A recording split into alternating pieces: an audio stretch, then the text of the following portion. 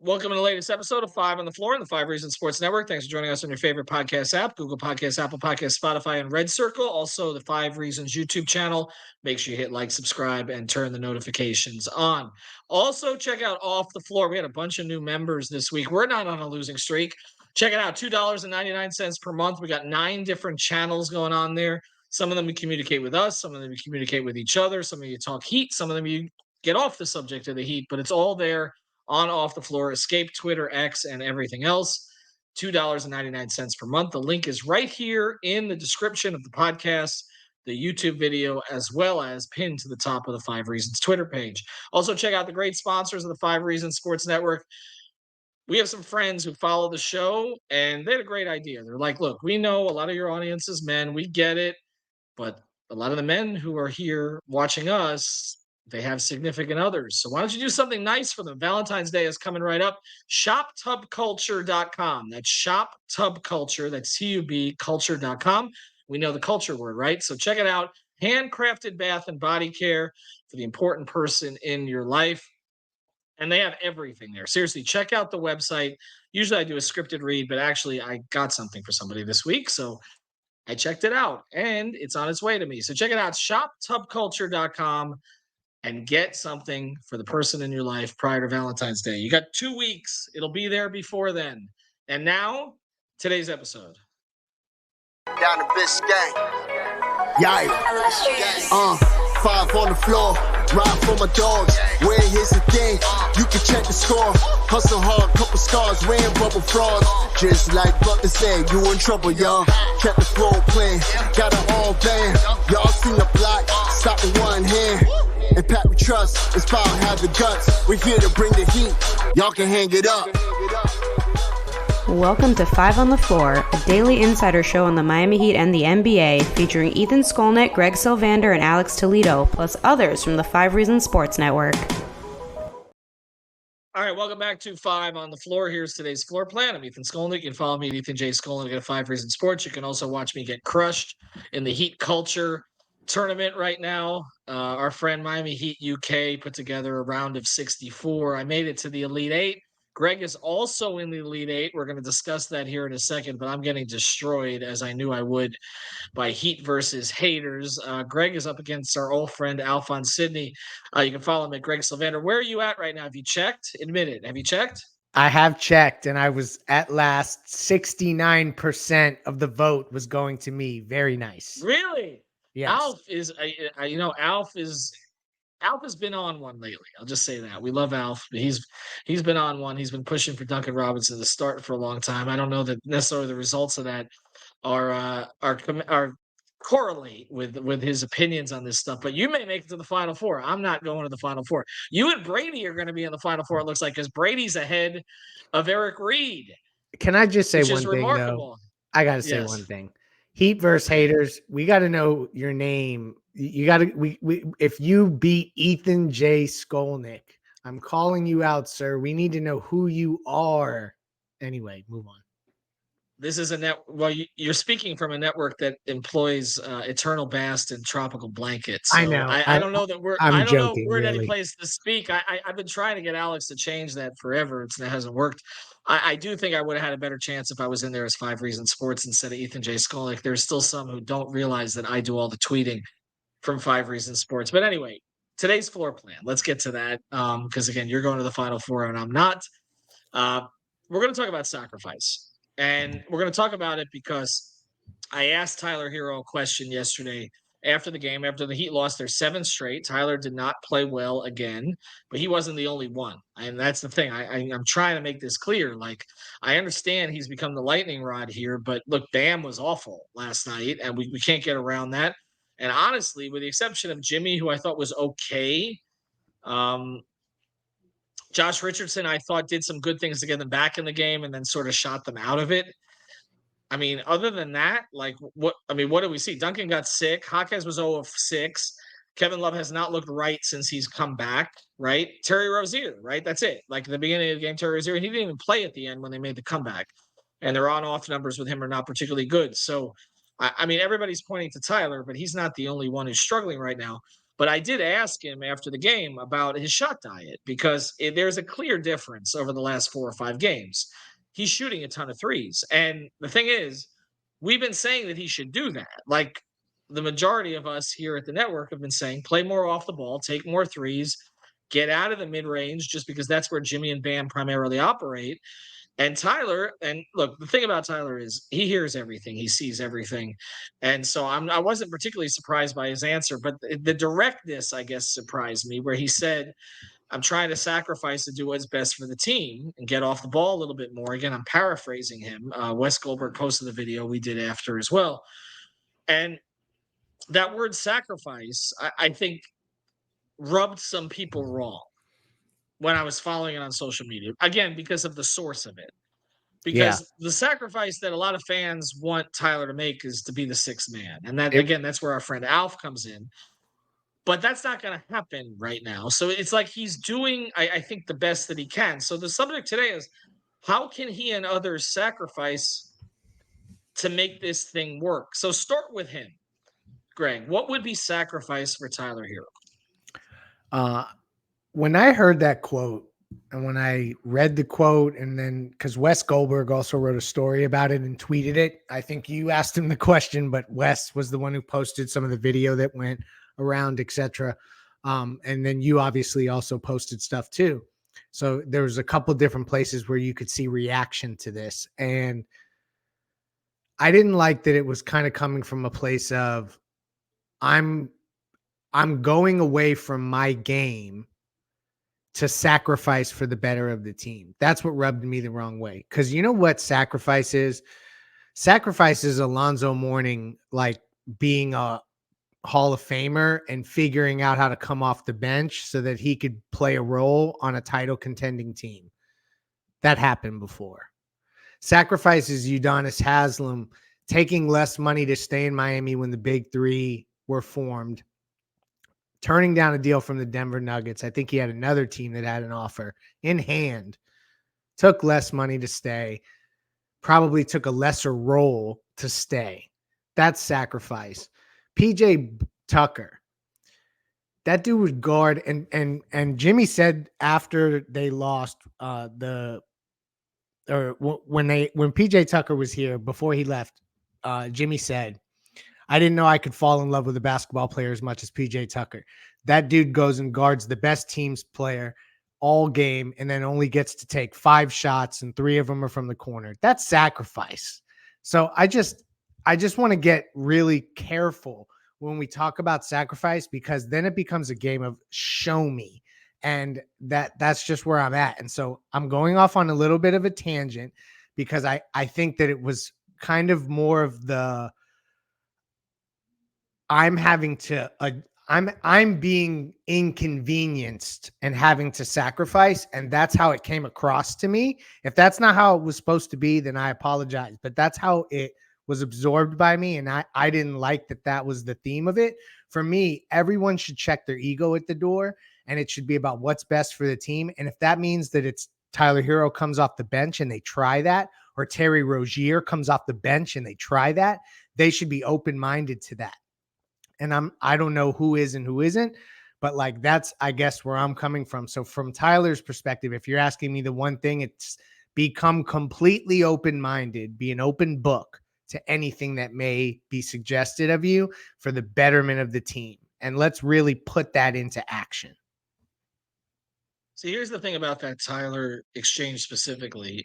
Sometimes it's the person who asks the question, and I wonder if the fact that I asked the question is why it got that answer. Because I think he's aware of some of the things that have been out there, and he's usually aware. I mean, he's told me that before. He told me that at training camp in the Bahamas more than a year ago. He has said recently that he pays attention to less of it, but he knows what's going on. And I think what's funny is things get twisted where it's for a while. I think we got painted as being anti-Tyler in some way, which we were not. And then actually, I feel like I've swung the other way, where I keep saying that everybody's on him as opposed to on others. I mean, that's the perspective I've taken over the past couple of weeks. But we have talked about him playing more off the ball. I have not pushed the agenda of him coming off the bench. I understand why it's out there. I understand the numerical reasons for it. I understand the historical reasons for it. You hit on it. Some of the best players in this franchise's history have come off the bench. You mentioned Zoe, Dwayne, Goran. I mean, there's a long list of guys who come off the bench. Like this is, and he did it extraordinarily effectively 2 years ago. Look, I won money on him winning Sixth Man of the Year. Okay, I mean, we were in favor of everything he did that year. Um, but I wonder if someone else had asked the question, if it might have gotten a different answer. It felt like he had that answer ready. He's not a dumb guy. He's bright, and he knows what's out there, and he kind of knows sort of what the narratives are and the agendas are, and he kind of knows what to say, and then he backs off. Like he's not. I've covered some athletes who don't know what they're saying. Tyler's not one of them, and so I understand. I understand his perspective on this because it always falls on him, right? And this is kind of what the Heat have said to me about, him in trade talks. They're like, teams always come after the third guy. And then it gets interpreted that we're trying to move him when we're not. And they've made it very clear that at least up until a month ago, I can't speak for the past couple of weeks, but they've only offered him for the likes of Dame Lillard and Kevin Durant. I mean, top 75 players in NBA history. So they're not looking to move him. And I also know that they were frustrated. I've talked about this a lot, frustrated by the perception of him as some nothing type player. Like they believe in him more than those around the league do. So I understand your perspective on this and how it comes off, because it does come off like, okay, I'm being the big man here. That's why I'm doing, because my question was not framed in a way to say he was doing something wrong. In fact, even though he hasn't shot the ball well from three, again, we've pushed that agenda. Maybe not the coming off the bench agenda, but I think we've pushed the come off the ball, play off the ball more often, not all the time, but play off because you're good at it. Like that's the thing. And I think the question has become now, like now that Duncan has sort of gone into a shell, which was predictable, I think, with everything that's happened, is like Alf's point is, why are you forcing Tyler to play like Duncan when you have Duncan, and just put Duncan in the starting lineup? So I understand the perspective. I understand his perspective. I understand how it came off in a certain way. But I also understand why he might be frustrated by the idea that it's always him that has to sacrifice. It's always him. And so I don't know necessarily, at 24 years old and he's just gotten this contract, that he's going to be willing and happy to do what Dwayne did towards the end, what Goran did when Spo sat him down, what Zoe did. But Zoe came back to a team with Shaq. So there were mitigating circumstances to all of this. Let's go to the next guy, though, because look, again, it shouldn't just be Tyler to sacrifice. What does Bam have to sacrifice now?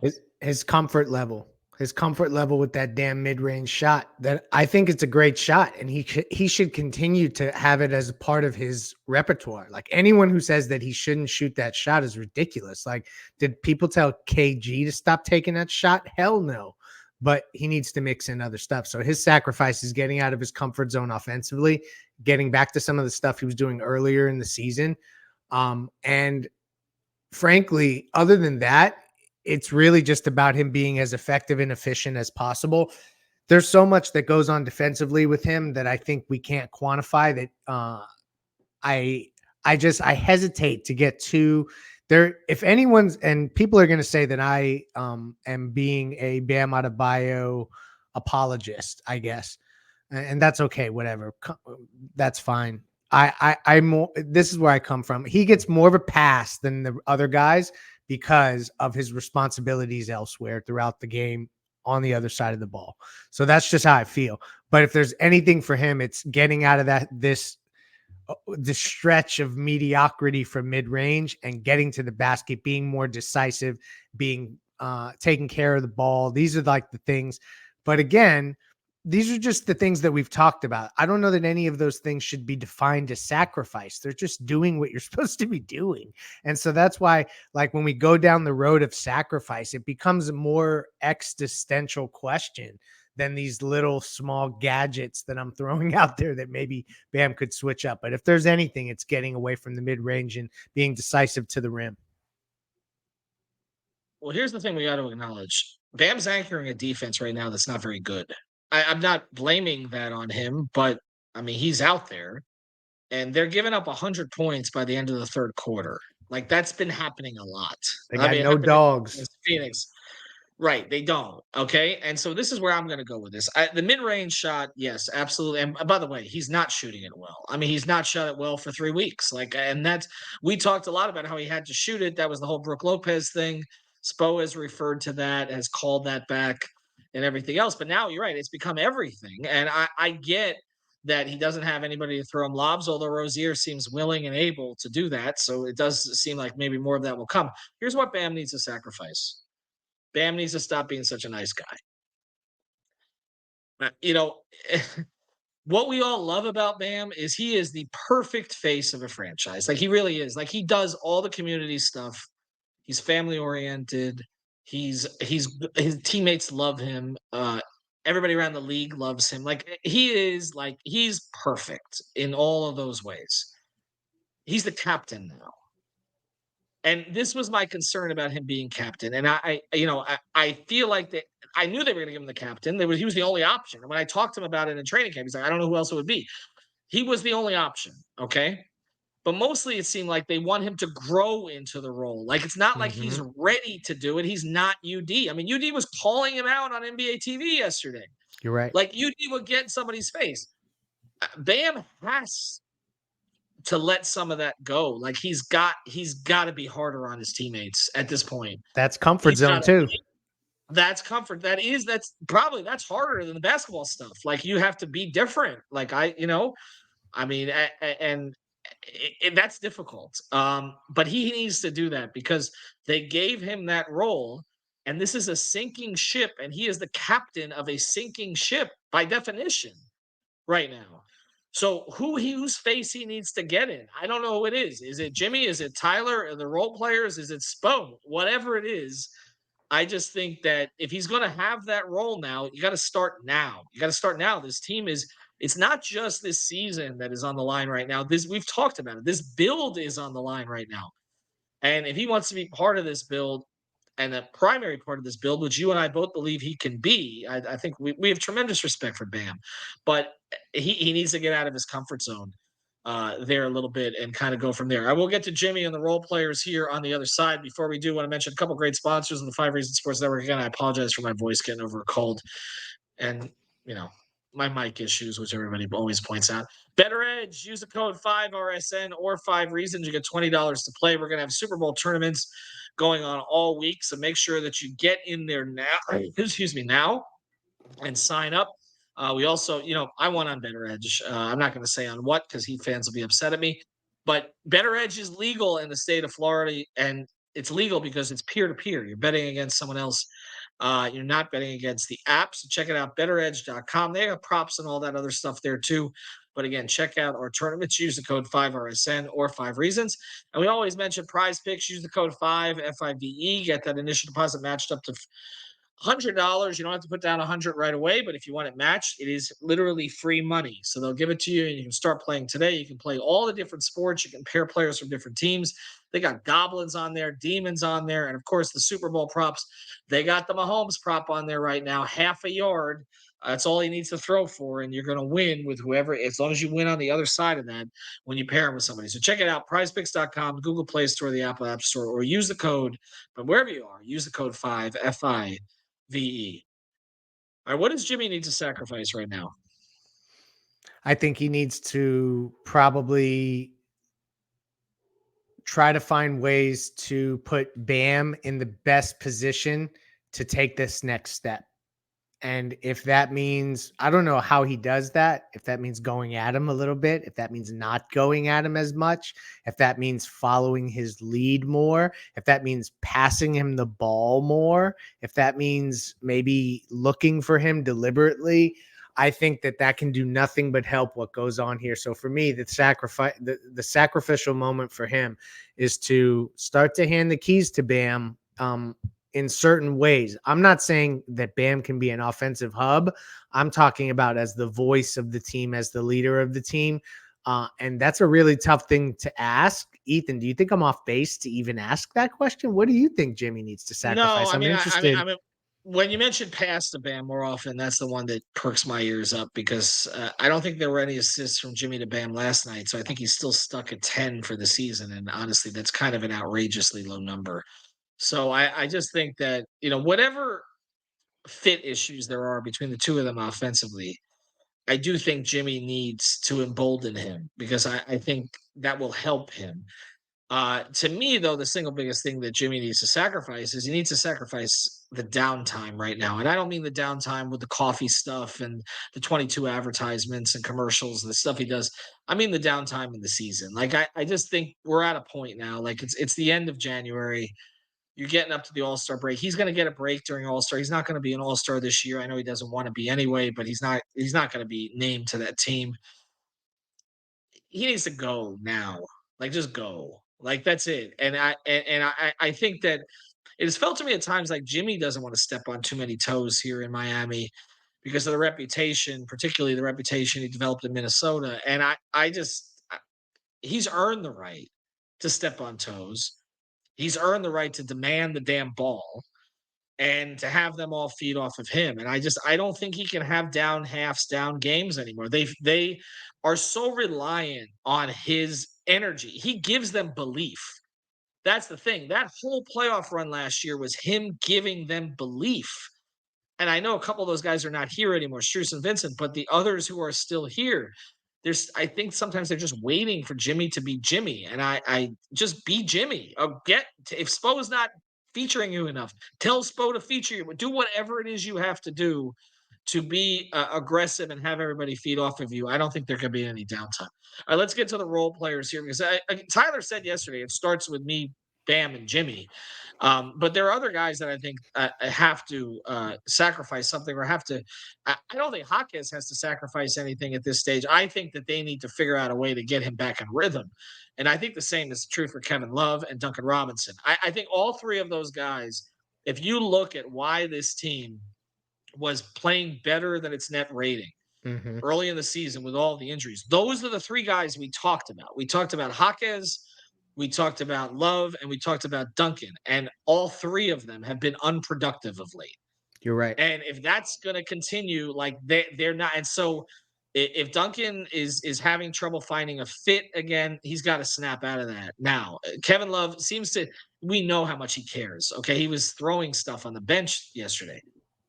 He needs to figure out a way to make himself a viable option for this team again. Because backup center was one of the places where the Heat had an advantage most nights because of what he was providing.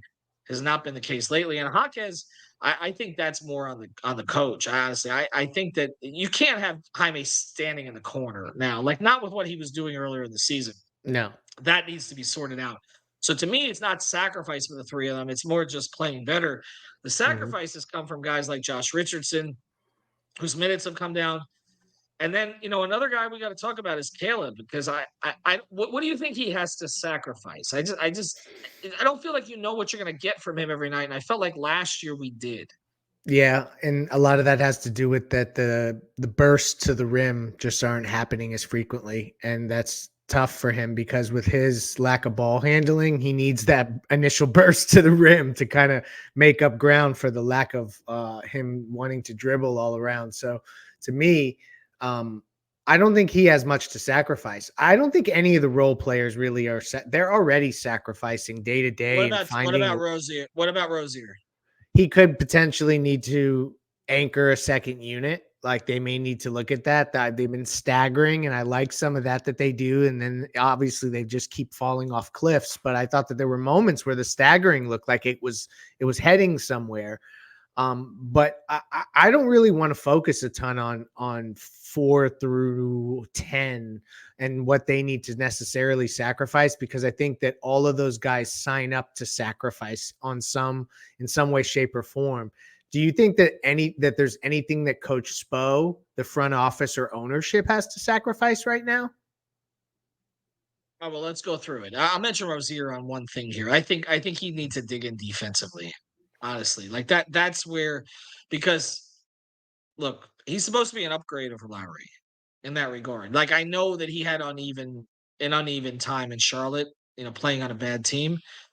But he's more capable than Kyle of playing good defense at this stage of their careers. I think that he needs to guard his man. Basically, that's what I I have think he one needs to do thing more that than they can anything. all sacrifice: their damn body and take a charge. Well, that's the thing, because that's the one thing Kyle did, and that got brought up yesterday. And now you got a lot of Heat fans who wanted Kyle out of here for the last 2 years, who all of a sudden are reminiscing and all melancholy about the fact that he's not here. I'll run through the others first. I honestly, I know fans are going to get on me. I don't know that ownership needs to sacrifice anything right now. They made a move. Like everybody wanted them to make a move. They're trying not to be in the second apron. I mean, if the all-in move was there, I would say, yeah, sacrifice, okay, and pay even more tax but the all-in move's not there right now. I don't think. I mean, it's Donovan Mitchell, right? Like that's the move, and I don't think Lauri Cleveland's moving a Markkanen? guy. Is that an all-in move? I guess. I guess kind of. I mean, he would help significantly for sure. I mean, Danny Ainge is going to demand a ransom from the Heat. I don't know. I don't know. I mean, I felt that ownership needed to sacrifice to make a move to give them a better chance, Agree. and they did to a certain degree. I know that the tax comes down this year, but now they're going to be a tax team going forward. It's more likely than it was prior to the trade. So I wouldn't go there or with Pat at this stage. I think, Spo, he's throwing everything at the wall right now. I mean, he said it yesterday. Like that was, I mean, he was very candid and I wouldn't say despondent, but more open about his search for answers. He said, "I'm searching. I'm searching." Um, I think Spo needs to sacrifice some of the small ball stuff.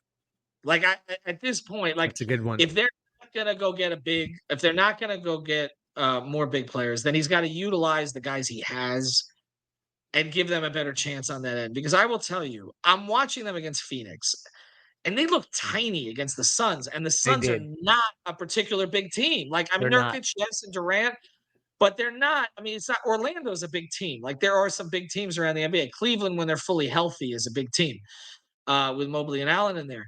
But the Heat looks small at every position. Now they've gotten small. Well, I guess Rozier and Lowry. I guess Lowry was wider than Rozier, right? I guess we look at it that way, the same height, roughly. But I mean, they Acreage. look acreage, right? But they just look small, and so I'm like, okay, so can you play more of your big options? Can you go back to Jovic?